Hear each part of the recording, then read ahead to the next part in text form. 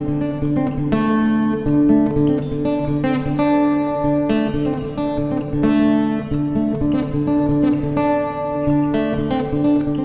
we're back. How's it going, everybody? Chaw from the Ohio Boys.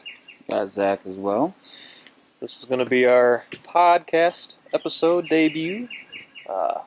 We kind of talked and thought things out. We figured we'd rather save the videos for more hunting season and stuff like that rather than just bring you guys a tip every week, for 5-10 minutes or whatnot. So for the rest of the summer, for the most part, unless we're doing an instructional video on a kind of before hunting season type deal, we're going to probably stick with the podcast idea.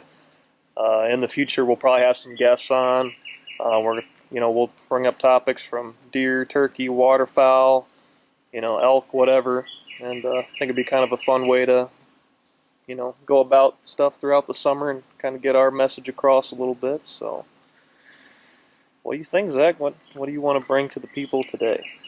Well, everybody loves talking about hunting stories, whether it's everything is true or there might be a little bit of stretch in that story. A little fiction. But today I think we're going to talk about, some of our most memorable hunts that we've had so far. That's a tough one. It is a tough one. I one. have quite a few. I mean, just about every successful hunt, and even some that I haven't been successful, are some of my favorites. I'd say it's category. Like, I have my favorite childhood hunt. I have my favorite hunt with a friend.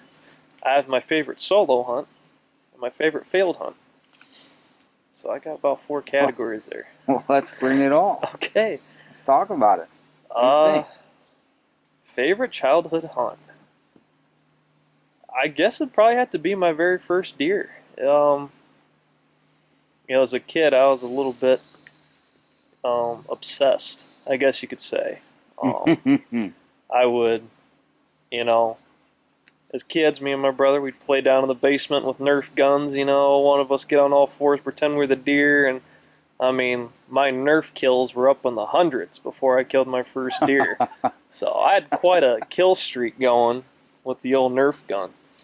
Would you have a pistol Nerf gun? Or no, I had a rifle. I did it right. It was the old pump, stick the little dart on top there, and it's funny. I grew up watching the Primos and David Blanton VHS tapes and all that, and I'd act like it was a hunting episode, and say, "Oh, he didn't go 20," in case he'd run off somewhere behind a sofa or something and act like he went down, and all. It was elaborate as a kid. So when it came time to actually kill something, I was more than ready. I mean, I'd experienced the pressure. You were practicing already on your brother. That's right. I knew what the pressure of getting a good Nerf kill, was all about. So getting one with a gun, that was no problem. So me and a kid that grew up with, we went to hunter safety course and got hunter education cards there and passed the test. And that fall, during youth gun,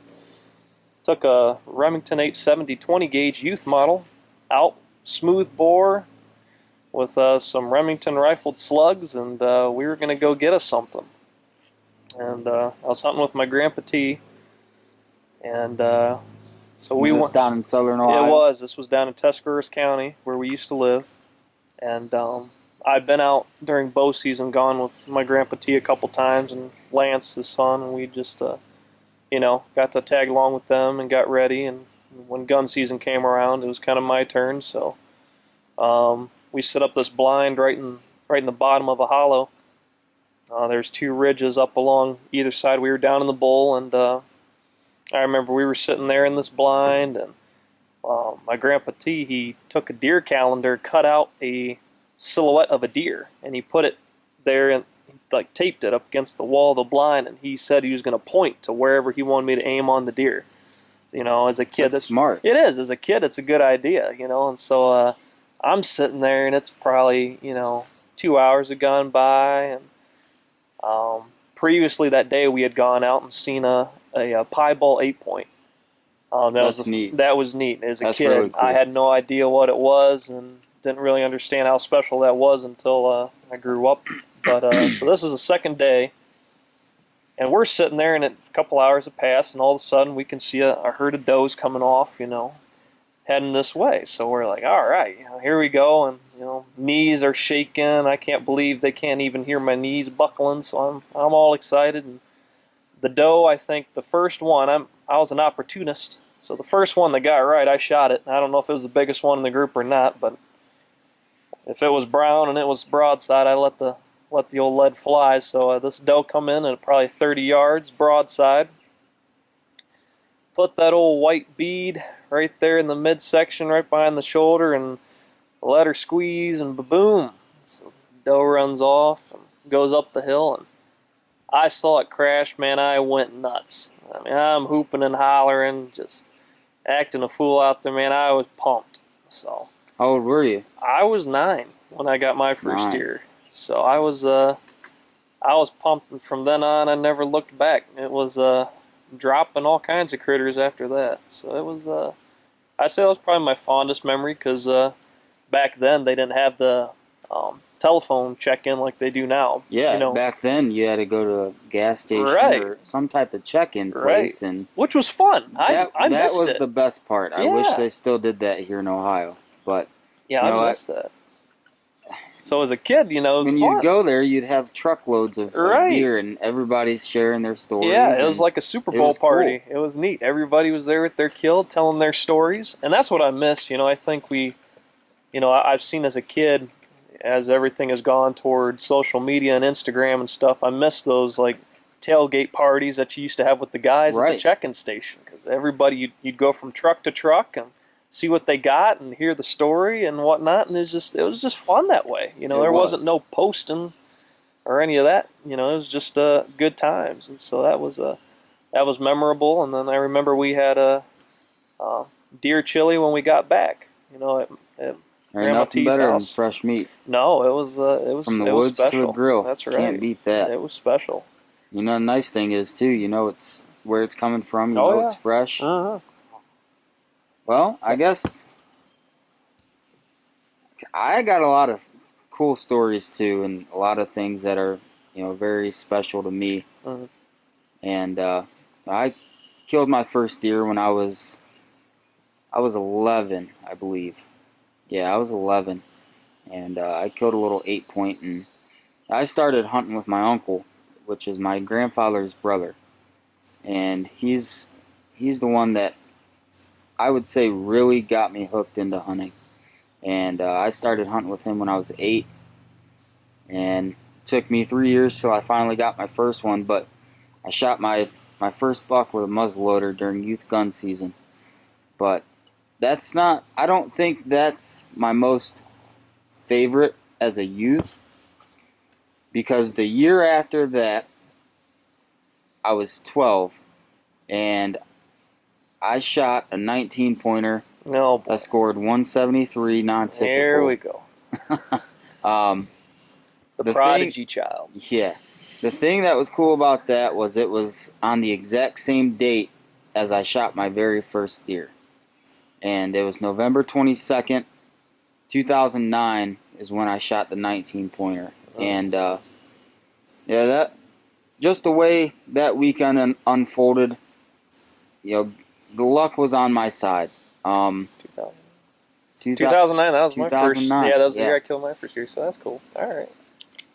And, so that weekend, I go down to my uncle's. He lives down in Noble County in Ohio, southern Ohio. And so I go down Saturday morning. I don't really remember too much what happened then. I'm not sure if we saw anything Saturday morning or not, but Saturday evening, my uncle had this buck patterned to a T. And he was traveling with another, I believe it was a 9-point. Another stud 9-point too. I mean, he was probably in the 140s. So you'd have shot that one too, no matter. Yes, yeah. I didn't, at that age, I didn't realize, what was big and what was small. You just looked at some brown pictures, in the back of the truck. Pretty much. I mean, I was going to shoot whatever my uncle told me to shoot. Yep. And so Saturday night, we had a couple does come in, to the feeder, and it was probably, I don't know, 15 minutes before legal shooting light ended. And the way my uncle's property was set up, there's a fence that separates his and the neighbors, and on the neighbors there's a bunch of cows and stuff, and they go up into the woods or into the pasture, and they feed around and stuff. And I remember my uncle told me to get ready, so I get the gun up, and at that time I had a Mossberg 12 gauge 500 pump. And I had a real cheap scope on it that came with a combo. Probably Simmons. That's what I used to run back in the day. Well, these two bucks that my uncle's been patterning are coming up the fence line on the other side of the fence. And my uncle's watching them. I can't really see them. Well, I tried to, get my scope on them, and I could see the silhouette of the bodies, but I couldn't tell what buck was what. And my uncle was trying to tell me which one's which, and I couldn't figure it out. I was getting frustrated, and then somehow, some reason, I accidentally dropped the gun on the rest of the hunting house. My uncle, he built a couple hunting houses, out of wood and stuff. Right. They're permanent. So when I dropped it, they ran off, and my uncle, I could tell he was disappointed, because you don't get a chance at 170-inch deer all the time. But he's trying to compose himself, not he make was. his kid feel bad or whatnot. If you knew my uncle, he's very stern, and he lets his facial expressions show. Yeah. He's not afraid There's no hiding how he feels at that point. So the next morning, Sunday morning, we go out, same spot, and I remember there were a bunch of doves in this brush pile that were at like 12 yards in front of the blind. That's a sign. And my uncle goes, "Can you see those doves?" And I'm looking out the blind, and I'm like, I don't know what you're talking about. And he's getting frustrated with me because they're literally at 12 yards, and I can't see all these doves in this brush pile. And I'm like, Uncle Fred, I can't see them. I don't know where they're at. Well, he asked me, he said, "Don't you wear glasses?" And I said, "Yeah." He goes, "Where are they?" So they're back up in the house. So he made me put on glasses for the evening hunt. Well, helps to be able to see through the scope. It does. Well, and before we even get to the evening hunt, he looked through my scope of my gun and realized that it was not very good. I mean, you couldn't see past 30 yards with this dang little thing. Walmart special. Yeah. So he let me use his Remington 1187, and so we went out that evening, and we went to a different spot. And if it wasn't for my uncle knowing and patterning this deer, we would have never had a second opportunity at it. But he knew where it was bedding, and he knew its travel routes. Which is hard to pattern during gun season. Well, especially during, it was November 22nd. You got to figure the rut. Yep. They're probably at that tail end, maybe second part of the rut, maybe. Maybe. Yeah. And so we go to this new spot, and my uncle sets me up in the blind. We get in there pretty early, probably about 1 o'clock. Well, he does a drag trail, and I'm sitting there in the blind, and he's gone for about 45 minutes. I'm like, where in the world did he go? I'm starting to get a little anxious. I'm only 12 years old. I don't know what's going on. Right. And he comes back. He's sweating. He did probably a half-mile loop. And so he gets in the blind. We get situated and everything, and a couple hours go by. It's probably about 4:30. We have a doe that runs by, and I see it. I'm watching it. Well, probably about 4:50ish. My uncle, he goes, Zach, get your gun up and get ready. And at this point, you know, I didn't even know how big this deer was. He didn't tell me that. Which was probably smart on his part. Yes. He didn't tell me how big this deer was or how many points it had, that he was watching it on camera, nothing. I had no idea. Yeah. And so he tells me, Zach, get your gun up. He doesn't tell me there's a deer coming. He just tells me to get ready. Yep. And I remember I'm sitting on the left side of the blind, and that's the way that the deer was coming up the valley. Yeah. So with the corner of the blind, and we were in a ground blind this time. Right. And with the corner of the blind, I wasn't able to see the deer coming up, which was good for me because, you know, I get very shooken up when I see a deer I'm going to shoot. Yep. And so my uncle's watching this buck come up the valley, and, you know, he goes, Zach, it's about to come right in front of the blind. Get ready. Take the safety off.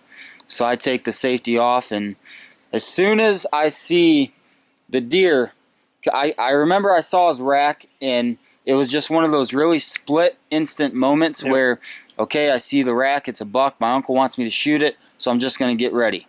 So I get my eye up to the scope, and I see the buck out of the corner of my eye come into my window, and I put, you know, the crosshairs right there, and I'm waiting for him to come right in front of my scope, and sure enough, that buck comes right into my scope and stops right where my uncle did the drag trail. And he puts his head to the ground, and right where he stopped, I didn't have to move the gun an inch, because where he stopped, the crosshairs were already right behind his shoulder. Yep. And before my uncle could tell me to shoot it, I shot it. Nice. And I remember I dropped him, and, you know, he started like kicking around and stuff. And boogie. You know, I was going to shoot him again because I didn't think he was going to die. You're right. You know, I didn't know. Yeah. Put another one in him, he's still kicking. Right. And, you know, I'm like, I get the gun back up again, about to shoot him. My uncle's like, no, don't do that. Don't do that. Just let him expire. Yep. He's going to die. Yeah.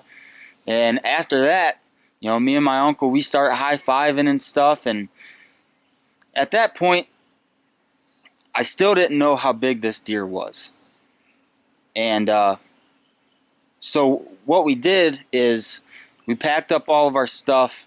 We didn't even go up to the deer after I shot him once he expired. We just left him lay. Well, we went back up to the house, and my uncle, he went and got the next door neighbor to help us get it in the back of the side-by-side. Sure. And I remember I came in the house, and my my aunt, my grandfather, and my cousin were all in the house, and I walked in smiling, and they were like, "Did you shoot one?" And I said, "Sure did." And I told them that it was the big 9-point, that's the one that my uncle told me about. Right. He didn't tell me about the 19-point. Right. So when I came back in the house, I told him, "Yeah, I think I shot the big 9-point. He's dead. I already got him." And they thought I was lying to them. Mm-hmm. Well, I said, I remember clearly, I said, "I'll show you when we get back that I got one." Mm-hmm. Well, my uncle came back, picked me up, and me, my uncle, and his buddy, we went to go get the buck. And I remember when we walked up to it, and I saw how big this thing was. I didn't know what to say. Stunned for words. I was in awe. Yeah. And I remember my uncle's buddy, he was freaking out because he had never seen something so big. Right. And, you know, my uncle, he's got a lot of very respectable deer on his wall that whenever I'd stay there to hunt for a weekend or whatever, I would always look at them. Oh, yeah. So I knew potentially how big those deer were on his wall compared to how big this thing was. Yeah. And it's like, this thing is a lot bigger. Yeah. And I didn't know what to say. Right. And it took all three of us to get that thing loaded up in the side-by-side. It had to have been close to, I would say that deer weighed probably about 280 pounds. It was an absolute beast. That speaks a lot about your uncle. I mean, you think about it. on your property, you got a 19-point buck that's the And he biggest lets that a you've ever kid seen. shoot it. He lets an 11-year-old kid come out during gun season and get it instead of himself. That Right. speaks a lot. I don't know if I'd have that in me. I'd want to say I do, but if all the bucks on your walls are nowhere near that kind of class of a deer, the last thing I'm going to probably do is call up a kid, that's never killed a buck before. Hey, you want to come shoot a potential Boone I've and killed Crockett? one so far. Right. So that was my second deer. Right. I'm just saying that speaks a lot of him. It does. That speaks a lot. That is wild. So when we got it loaded up, we took it back to the house, and my grandpa, he's not really big into hunting, so I don't think he really realized what I did. Right. He loves to rag on you, during hunting season, especially turkey season. Oh yeah, my grandfather, he'll tells me I waste my time and everything else because he thinks when you go hunting you're supposed to kill something every time, and that's just not how it is. No. I don't go hunting to necessarily kill something every time. Right. I enjoy it. Right. I enjoy being out in the woods. Right. But so yeah, we got back to the house and we took pictures and stuff, and I remember when back then, we had to go to the check-in station, like we were talking about earlier, and when we got to the gas station, our truck was surrounded by hunters taking pictures of the deer and everything. That for me would have been I was every tickled bit pink. as important about the hunt. The thing was, like, I didn't stand in the pictures or nothing. I was sitting back just watching all these people take pictures, and it was like the coolest thing for me. Got the spotlight there, and it's like, wow. The neat thing was the pictures of my deer got back up to my hometown before I got home. People were calling me and telling me about that. They heard that I shot a big one before I even got home to show anybody. That's pretty wild, yeah. So that was cool. Yeah. But I have so much respect for my uncle, and if it wasn't for him getting me into hunting, I don't know where I'd be. Yeah. I mean, I thank him so much for that. So that's definitely probably my most memorable youth hunt for sure. That was cool. Yeah, I just, I've had so many hunts that I could say, I mean, my first turkey hunt, that was, I'd take that back. First turkey kill was just a crazy day with my guitar teacher, Mike. In the future, we may be able to have him on the podcast or something. I'd love to get him on here and pick his brain for turkeys. I mean, he's like the turkey man of Ohio. He is just, I consider him as whatever he says as far as going after turkeys. That's what I end up following, and it's worked out pretty well. But that was a special hunt. My first duck, that was special. I actually went out by myself and limited out on woodies back here behind the house on the river, so that was cool. I have a very fond memory of a buck I missed with my bow. It was a perfect shot at 40 yards, and he ducked my arrow, and I ended up cutting 2 hairs off the top of his back and never got him. What was funny about that hunt was my uncle was sitting, about 100 yards, and the buck came in between us. And my uncle was pissed because I'm sitting there in the one tree stand and I'm grunting at him. Then my uncle's grunting at him, and we're competing, trying to see, and he's sending me a text. He's like, "Shut up!" And I'm sitting there, and I send him a text like, "You shut up!" And so we're both grunting, and this buck, his head is just on us. He's like, "What is going on here?" This buck, probably feels like he's surrounded, and he ends up coming toward me, and he gets within 40 yards broadside. At the time, I didn't know it was 40. I shot instinctive back then, and I still do now, but on my compound, I didn't even have sights on my compound back then. And so I judged him about, I'm thinking, well, your mind just knows where to aim because you practice that, your mental computer goes off and tells you, hey, aim this high or this low, whatever. So I draw back, and this buck had to be 12 points. We called him the Gray Ghost back here. We were after him for years and never ended up killing him.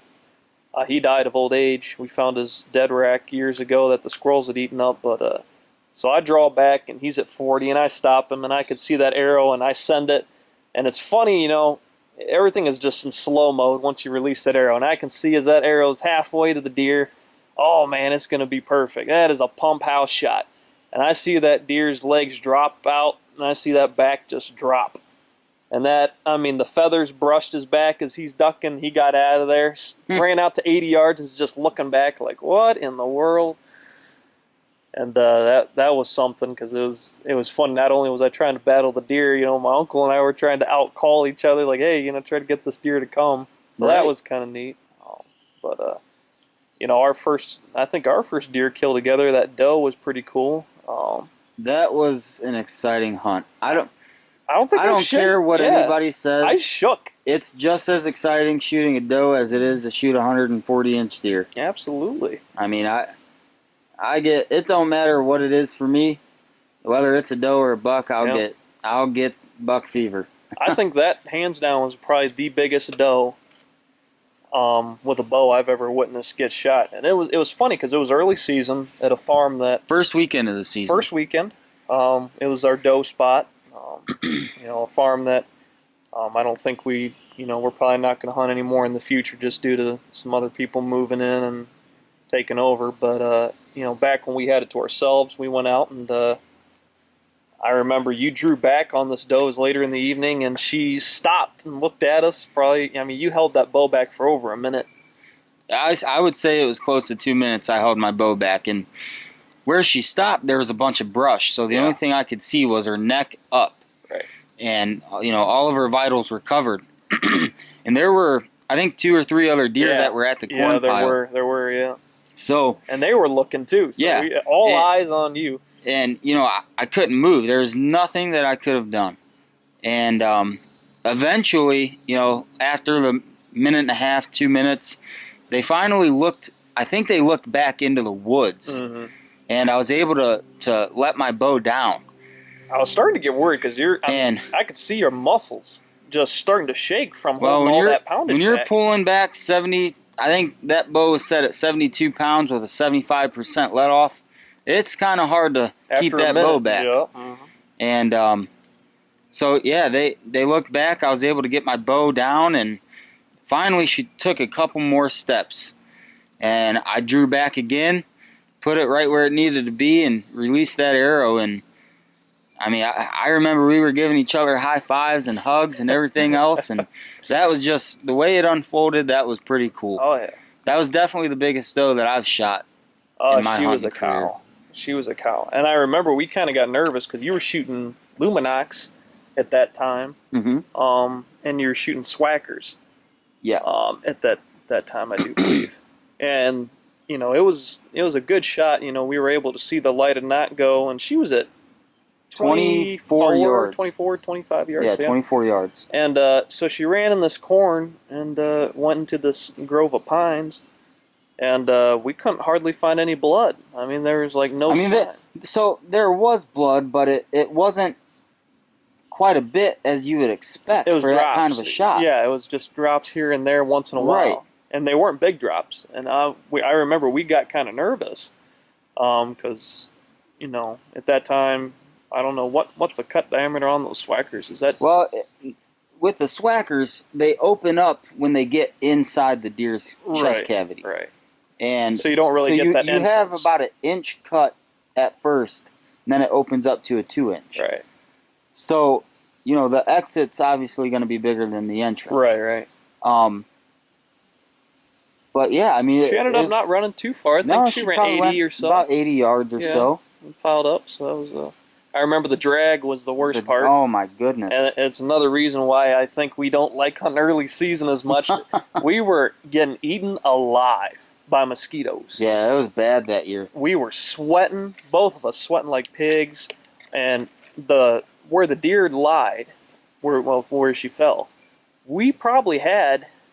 It had to have been a 3/4 of a mile drag. At least. I mean, this is so far off where the truck is, and it's a cornfield, so you can't drive an ATV or anything back there to get it. And we are dragging this thing, taking turns, and it's hot. We need to get this thing We drug it at least 80 yards back to the cornfield. Right. Just to get to where we initially shot her. Right. And then we decided, well, we got to drop weight somehow, so we gutted her right then and there. And and we started pulling, and it was just, I remember that was a horrible drag, but eventually we got her back home, and I mean, she was a cow. So that was neat. Um, this year we had some very memorable turkey hunts this season. Yeah, stuff I don't really want to talk about. I know. I'm cursed when it comes to turkeys. Uh, I mean, we had such high hopes going into the season because you had your cousin's property patterned to where you had three or four gobblers. 2 or 3 birds that were gobbling every evening that I went over there. And I went over there, I think, 3 different evenings. And out of 2 of the 3 evenings, I was able to roost them in almost the exact same spot. So and this was only about a week before season opened. Yeah, you got them pretty close, and the video is actually on the Ohio Boys channel. It was actually our first video we put on was the opening. I think it was the second day of the season. We went out there, and we had those 2 big birds fly the creek, and the footage is a little iffy, but we were able to video most of what happened there, and it was nuts. And then I remember our buddy Dakota, he took his little sister out, and she got her first bird. She got her first bird opening morning. Congrats to her. And little Jake. But hey, you know what? I killed a lot of Jakes before I killed my first gobbler. So I'm not ashamed the cool of that. thing was, it was her first time out. There's something to be said about beginner's luck. It really is. I mean, I remember, I got pretty lucky on my first turkey hunt. I mean, there's just something about, I think God smiles down on the people that are just getting into it, and except for you, you're an exception, I guess. Yeah. You've been at it for a few years now. And yeah, I mean, I've turkey hunted when I was younger a little bit, but I've been serious about it probably the past 3 years, I would say. Mm-hmm. Yeah. And, like even you and Jeff, both say, I'm the best turkey hunter you've ever met that has never killed a turkey. It is true, because you called in, I mean, countless I called hens. in one for my buddy Day Day. You got him his first bird 2 years ago? Or a year ago? 2 or 3 years ago. 3 years ago. Called in a bird up into his lap, and he killed it. We killed a bird together this year. Just unfortunately, he didn't give you a shot, and I ended up getting him, which I still feel bad about. And then we had countless hunts this year where we had birds going, and there was no Jakes following hens this year. It was the darndest thing I've ever seen. You called in. Yeah, I saw at least one hen almost every single time I went out this year. That came right into your decoys. Yeah. With no gobblers, no Jakes, nothing. Just by themselves. And that's also on the video. Like our first video, that hen came right up into the decoys, and that happened almost every time you went out. Yeah. And so we're thinking, I didn't understand what was going on. So we're thinking, eventually something's going to be behind her one of these days. And we had a lot of mature birds this year. We really did. Yeah. I didn't see one Jake this year. No, we did. I ended up, my first turkey was like a jagobbler, as I like to call it. He was not quite a Jake, not quite a gobbler. And that was my first bird. Second bird was that 2-year-old with you. My brother ended up shooting a Jake. But there was just a lot of mature birds this year. But I mean, it was tough because every time you went out, you had birds gobbling for the most part, and had a hunt almost every time you went. It was just a turkey needed to take one more step, or a fox or coyote or something showed up, or just the hunter showed up, or something. It was just stupid. Unlucky, just man. Something stupid happened. So you'll get one eventually. I had no doubt of that. Just stick with it. I tell you what, that hunt that we had this year, where unfortunately I had to have missed the bird. We found some feathers, but a feather, no bird. Yeah, it was. And we called those things in. We were battling with them for probably about an hour. It was weird because it was one of those. It was one of those days where we didn't have much hope, I guess, because it was kind of drizzly, a little wet. It was, just one overcast. Of those overcast. It wasn't your traditional turkey hunting weather, I guess you would say. We didn't roll out of bed thinking, this is the day. Right. And so we went out and we didn't hear anything. We did. We heard one bird way off in the distance off the roost gobble.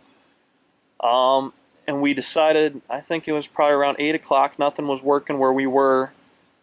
So we moved down to our blind farther down the ridge in the bottom, and I remember we set up the blind that day. We didn't even Yeah. we took it because it was raining, and so we popped it up. And with turkeys, you can literally put a pop-up blind up that day and hunt out of it, and as long as they don't see movement, they'll come right in. Right. So we put up the blind right there, and it's raining, and I remember we didn't even get our chairs set up, and we heard a couple birds up top in the field, neighbor's field, hammer off. Mm-hmm. So we're calling to them, and there's this logging road up on top, and they are just going back and forth, just gobbling their heads off. 2 of them. Now, that wasn't our property No. that we had permission to hunt, though, which At the time. sucked. Yeah. We did get permission after that, but we did not have it at that time. Not soon enough. Not soon enough. And so we battled them for at least 45, 50 minutes. And I remember you looked at me and you're like, and this is mid part of the season, so the leaves had come on. And I remember you looked at me and you're like, let's just go. Let's just haul off up the hill and get level with them and do what we can. And so we literally ran up the hill because we waited for them to get to the farthest point to the right away from us. So we ran up the hill, sat up, and man, I remember I hit the box call one time when we got up top, and they were within 70 yards. Well, and these birds were hot. They were gobbling their heads off. I mean, they were double, triple gobbling. I mean, geese were flying over and they were answering. I mean, it was nuts. They would shot gobble at the geese. I mean, that was one of the coolest turkey hunts with this, verbal sound that I've ever had for turkeys. They were eating everything that we threw at them. And so I remember we sat down and there was this ditch in between us and them, and they hammered so close. Thinking back on it, I mean, it's easy to pick apart. Maybe we should have, tried getting right up against the ditch or whatnot, but they were so close, and to the other side of the ditch was probably a 40-yard shot, I'm saying, probably. And we just sat down as soon as they gobbled right up on top level with us. We called them in, and here they come through the woods. And first time we saw them, they were probably about 60. And they come I would say so. They made their way to no more than 50 yards. And we shoot the Longbeard XR stuff, so 50 is a very doable shot. And I've patterned my shotgun at 50 and 60 yards, where I get at least 10 pellets in the head. Right. Because if I don't get at least 10 pellets in the kill zone, I'm not going to take that shot. Right. And they were probably they had to have been at least at 50, and I had a little opening. I mean, a big as a paper plate sized opening where this gobbler stuck his head right up in it. I put the bead right on his head, and I shot. And when I shot, I thought I killed him because the turkey went right down.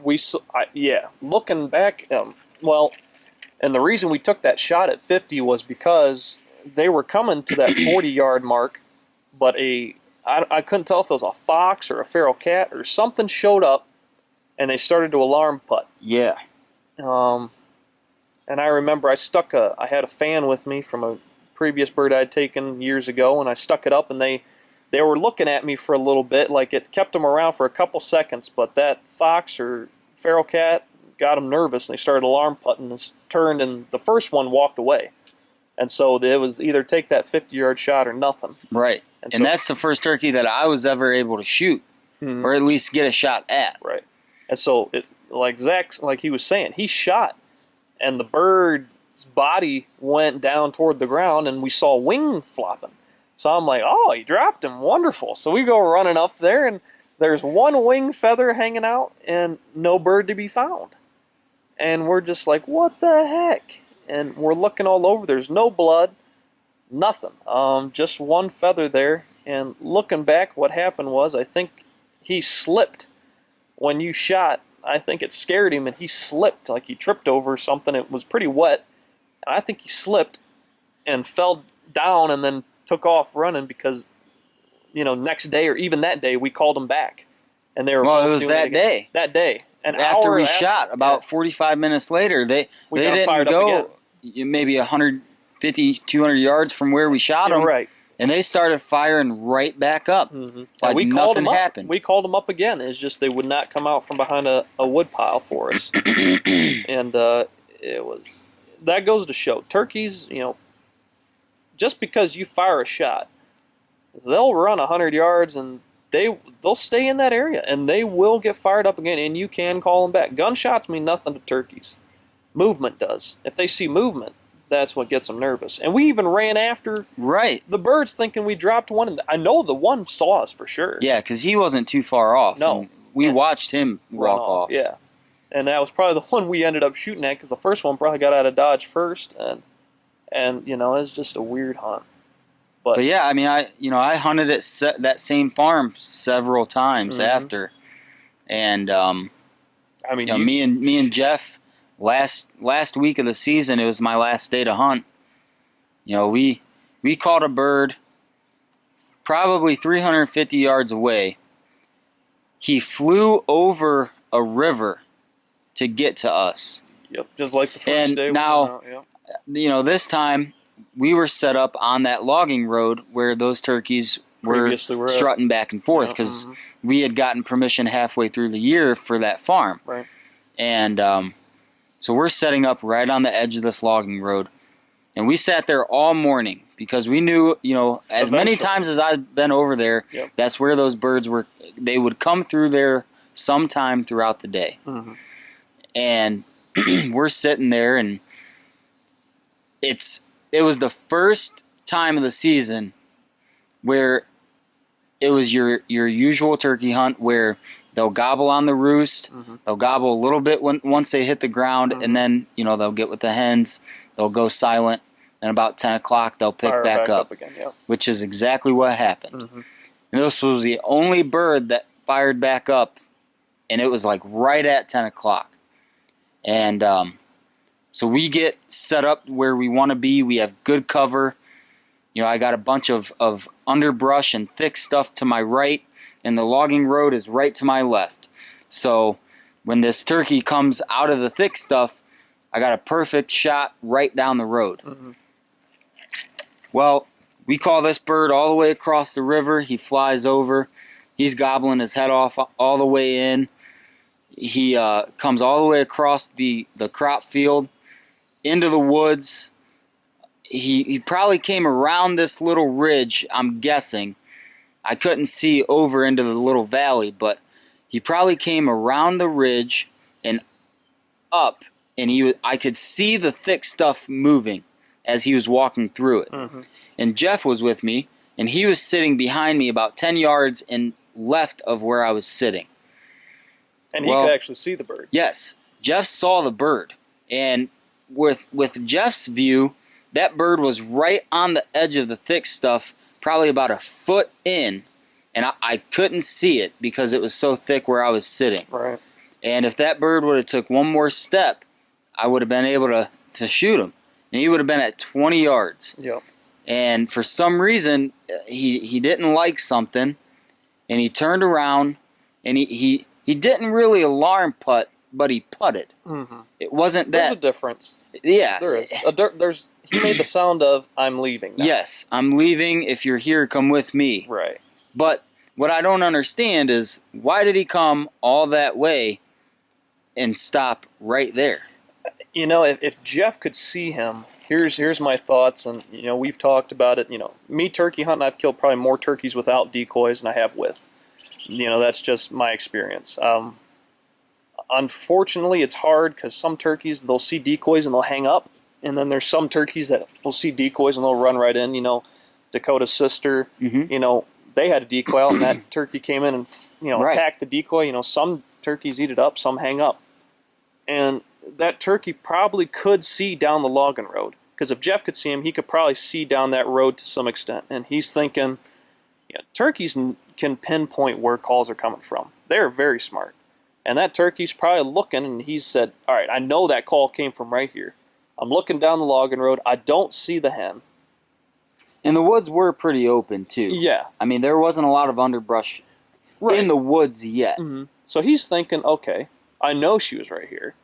I can't see her. I'm looking down this logging road, and, you know, hindsight, you know, maybe if you'd have had a hen decoy with a strutter right there, maybe he'd have come out and challenged him. It's hard to tell. And, you know, he was probably thinking, okay, I don't see her. And he came a long way from what you guys were saying. So that putt was probably like, all right, the heck with you. You know, if you're here, I'm leaving. Right. You know, he probably that was as far as he was going to come. I mean, he was within 20 yards, so he knew right where you guys were at. And he's like, this is where she was. Where is she? All right, well, I'm leaving. See ya. I'm here. I'm gone. Bye. And, that's a tough call because, maybe the decoys would have done something. Maybe they wouldn't have. I don't know. It's just hard to say. I've had instances where decoys have worked great. I've had them where they've hurt me. It's hard. It's just hard. And it was one of those hunts where I don't think you could have done anything different. It just, the angle. If you were there with that setup, yeah. I mean, it was as perfect as you could have gotten it. Because there's no way that turkey could have saw me. No. Like I said, I couldn't even see him. Right. And I was, sitting up against the base of a tree, so I'm eye level with him. And if Jeff I can't see him, and Jeff could have, yes. Right. So if I was sitting where Jeff was, it would have been hard because where he was at, it was more open. Right. But I would have had that opportunity to get a shot off. Right. So it's kind of like with what happened with us down at Southern Ohio when we killed that bird together. He didn't appear for you, but I had a shot. Right. Adam it's just one of those things. But all in all, there was surprisingly a good number of birds to go after this year. I was pleasantly surprised. It was fun. Even though I haven't killed one, with all the situations that I've been in the past 2 years, there's almost no excuse for me to not know what I'm doing. Well, and that's the thing I've told you, and Jeff agrees. I know people that have been hunting turkeys for 10 plus years, and I'd say I'd probably rather go with your gut instincts than some of theirs, just because it does you no good in my eyes. People say, oh, I've killed a lot of turkeys. Well, just because you've killed a lot of turkeys doesn't mean you're necessarily a better hunter, because, some instances I feel like people that have gotten skunked learn way more than people that have killed. Yeah, and that very well could be true. And your instincts are right. And like I said, you had countless turkeys up in your face this year, and we don't know what happened with that one shot, whether he walked into a hole in the pattern when you shot or something. I don't know. Bad luck. That's what I'm calling it. Yeah. Bad luck. So, but other than that, we're in full tuning mode with the bows right now, and me and Casey are getting ready for our elk trip out west. And it's a couple months, right? Couple months. It's coming. That'll be fun. Oh, I can't wait, man.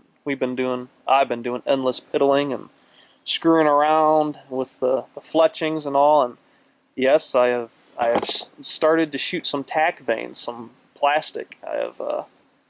I'm a feather guy by trade. I have found, here's my findings, my data findings. I tuned my bow off broadheads. I think it's stupid that most people shoot field points all summer, screw on a broadhead, and never test the broadhead and see where it's flying. And a lot of people, I think that's why expandables are so popular.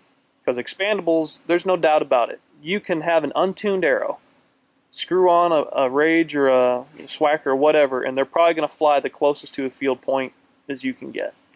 With my experience, yes. Yeah. Because that's all I've used. Right. Until now. Year. Right. Well, even last year I killed a doe with the Magnus. So a lot of people, that's why they shoot expandables, is because it requires less work. Right. And I think people get a disadvantage. One, because with an expandable, it's kind of a death sentence if you hit that shoulder.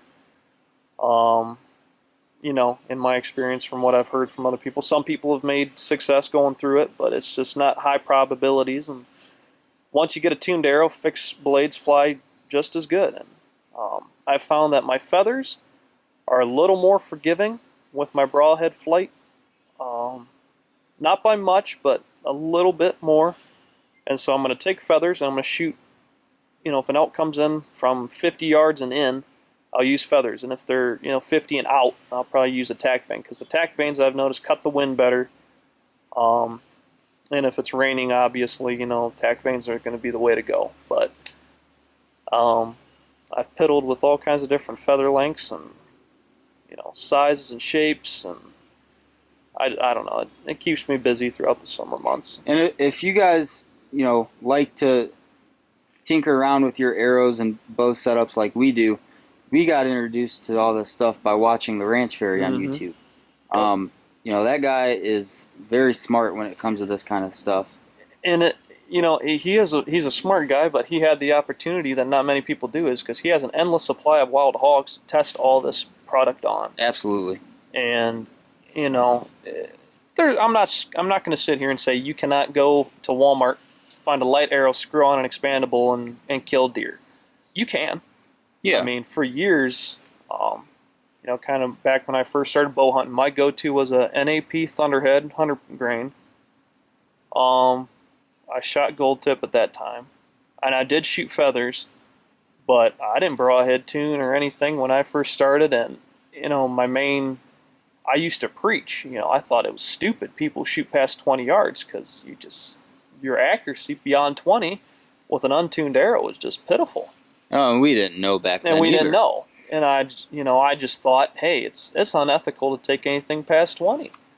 And I believed that for years. And I mean, last year I killed a doe at 30, but that was my farthest bow kill yet. But now that we're tuning our arrows and get everything spin tested and they fly like darts, 30 yards, I would not hesitate. 30's nothing. 30's nothing. We practice at 60 all the time. And that's a very good point. I think people do themselves a great disadvantage practicing at 20 and 30 all summer.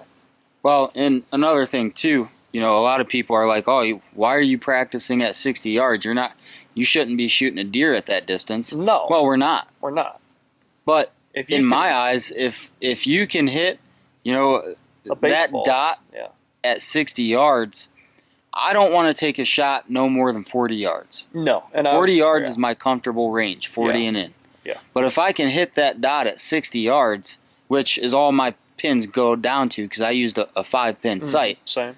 Yeah. If I can dial my bow in at 60 and hit that spot every time, that just gives me even more confidence at 40 and in. And that's it. And the target looks extremely close if you've been practicing even at 60. Yeah, when you move into 40, that dot seems like it gets 10 times bigger. 20 now feels like 10. You look at 20 yards like, holy cow. And like you said, 30 and 40 is nothing if you practice that. So that's why we do it. Out west, I'm prepared to shoot an elk at 50. I don't know if I'd take a 60-yard shot. It depends on the animal and the situation. But, it changes a little bit with big game. But, it's very important, to shoot a tuned arrow. I'd say your arrows are more important than your bow. Your arrows are very important. Yeah. But if you don't have a tuned bow, you're not going to be able to tune your arrows. Let me rephrase that. I'd say your tuned arrows are more important than choosing what brand of bow you shoot. I believe you can get almost any brand of bow to shoot correctly. That I'll agree with, because even we did it with Tyler's bow. Yeah, our buddy Tyler, he has an old Diamond Bowtech. It's an Infinite Edge. Yeah, I mean, this is old technology compared to what's out there today, and we've got that thing shooting darts. So I guess that's what I meant by that. But we emphasize a lot on arrow flight, and at the end of the day, I'd say that's probably your most important. I think you do yourself a great disservice just pulling out your broadheads the weekend before hunting season and shooting it once at 20 and calling it good. Right. And I think that's a lot of reasons why people lose deer. Know what your equipment's going to do. Right. And for us, we take it seriously because, we value what happens after the arrow leaves the bow because we want to make a good shot. I can say in all the deer that I've shot, I've lost one deer. Yeah. And it wasn't from, making a bad shot. I guess I just didn't pay attention to what was in the way. Right. Because I hit a twig and it must have hit right underneath the belly, and I don't think it killed it, but it definitely opened it up a little bit. I think it just kind of grazed underneath, but it scarred it enough to where it bled. Right. But I mean, there wasn't much blood at all, and so far that's the only deer that I've lost so far. So I try to, I take pride in making the good ethical shot that should be made. For sure. And I think everybody should be that way. Yeah, I mean, I've lost deer before. Respect to the animal. Yeah, I mean, we're not sitting here saying, it's not going to happen. It's going to happen eventually, but Yeah, I mean, we're not perfect. no.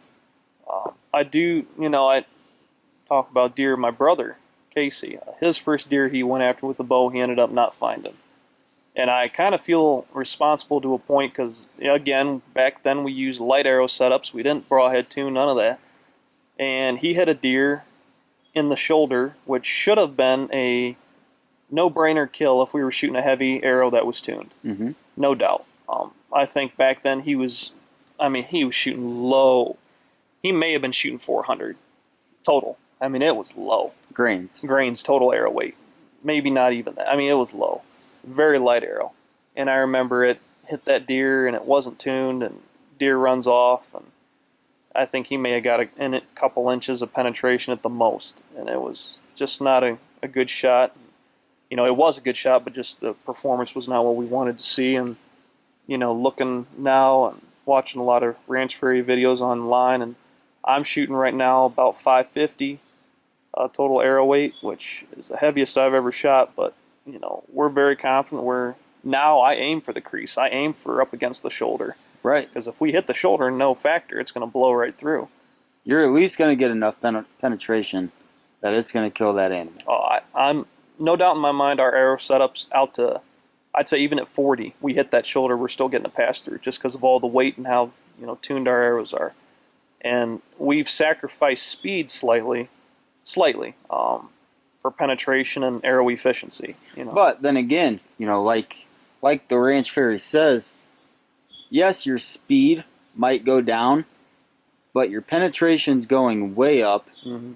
And because you have that weight pulling it, plus the feathers and the tack vanes that we use, mm-hmm. our arrows are actually quieter in flight. Way quieter. So, yes, you're losing speed, but you're compromising it with more penetration mm-hmm. and quieter arrows flying. Right. So it's basically a win-win in my eyes. Oh yeah. You're getting the best of both worlds. Yeah. Just because you're not losing speed, or mm-hmm. you are losing speed, you're gaining momentum, kinetic energy. Right. And this is kind of my argument to people that want to shoot a very fast bow. Would you rather get hit in the face with a ping pong ball that's flying at 90 mile an hour, or would you rather get hit with a basketball that's only flying at 60? I'll take the ping pong ball. Right. It's just going to leave a welt. It'll sting, but that basketball is going to do some damage. Yeah. Because of the total mass. So, people, I think they're just thinking of their arrow once it gets to the target. They don't think of what happens after it hits.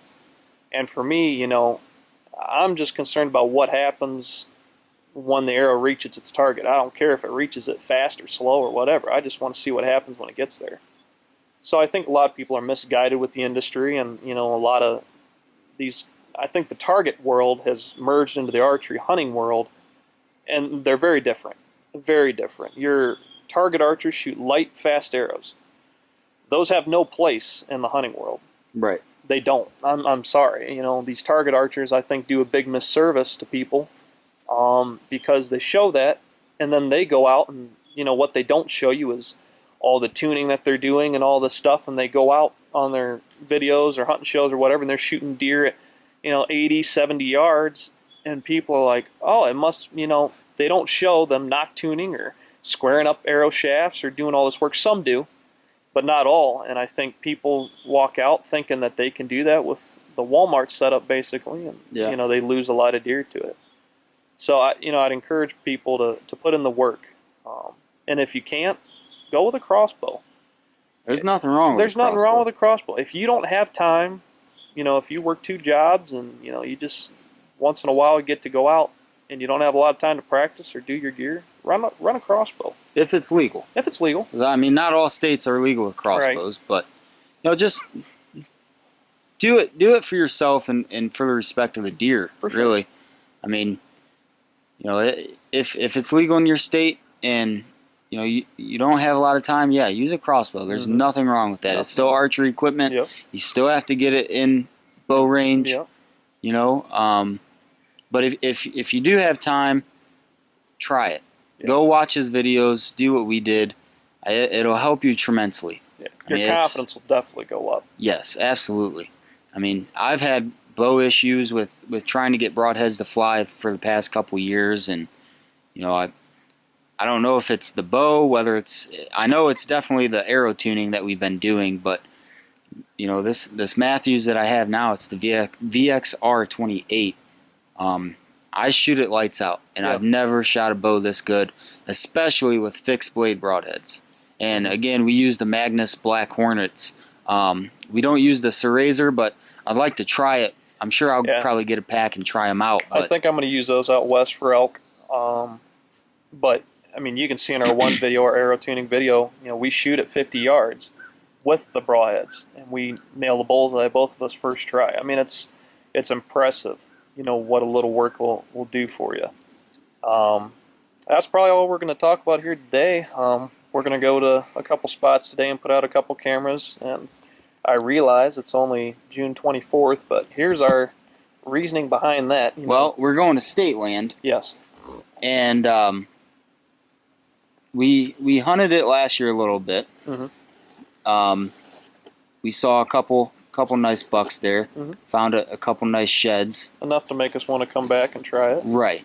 And yes, it's early, and like we talked about in the one video, don't put too much time into cameras all the time. But with only hunting it a select few times last year, we kind of want to get an inventory this year of what's there. Right. So we're probably going to put them out for about a month and a half, just kind of see what we got, and probably go back and pull them. Right. Because with your bucks now, everybody puts their cameras out usually around August. Your patterns from now to August are going to be the same. And, we talked about we'd rather put out our cameras now because the patterns are the same, and we'd rather get the inventory now than right before the season, because, if we, accidentally bump a deer now or, put out some scent now, it's not right before hunting season, so we feel like it's not going to screw us over. So if you're really looking just to get an inventory list, and that's all we do, we don't usually run cameras during the season. But right before, we're going to do it now. The antlers are developed enough to where you can tell what's going to be a shooter and what's not. Right. So we're going to put our cameras out now instead of right before hunting season, and not pressure the deer, and we're just going to see what's out there. And yeah, we realize a lot of them, the bucks will probably not be there when the patterns change, but a lot of them will. So that's probably what we're going to do today, and probably around mid-July, we'll pull the cameras out of there and let it be for a couple months before hunting season, let the deer get pretty comfortable, and we'll have a good idea of what's going to be out there this year. So, well, today we covered a couple hunting stories, some turkey stories, stuff about our bows, and just kind of some off-topic things. But like we said, this is going to be a lot easier for us to do throughout the summer. When we do work on our bows or whatever, we'll probably take some videos and post them, but it's kind of fun just to sit around and just talk. It is. It's a lot be less, yourself. Yeah. I mean, you guys can just pop in your earphones or plug it in on the truck as you guys are driving, and you don't have to necessarily sit there and watch, which is nice. And I've kind of become a fan of the podcast idea just because you don't have to sit there and watch. You can still do stuff and listen. Absolutely. And we're going to have guests, in the future come on here and talk about waterfowl and gun hunting and all this stuff. We're gonna try to bring a mix of everything. Make sure to follow our Instagram page, the Ohio Boys. That's a good way to leave comments, and if you guys want us to cover a certain video, leave a comment down there on a post, or just send a message, saying, hey, I'd like you guys to talk about this certain topic. What do you think? That's a good way to do it. Also follow our YouTube channel. Leave some comments and stuff like that on there. Make sure you guys like it and subscribe to it, please, please, please. Yeah, we're trying to get started here, and like I said, a lot of the action's going to happen once hunting season gets here. But in the meantime, we're just going to do our best to keep posting videos and keep it going. Keep it going. Try to pass the time. That's right. Keep the fire going until we're ready to start dropping meat on the ground. So we appreciate it, guys. Thanks for listening today. I'm Chaw. I'm Zach. And we're the Ohio Boys. Thanks for listening. Talk to you guys later.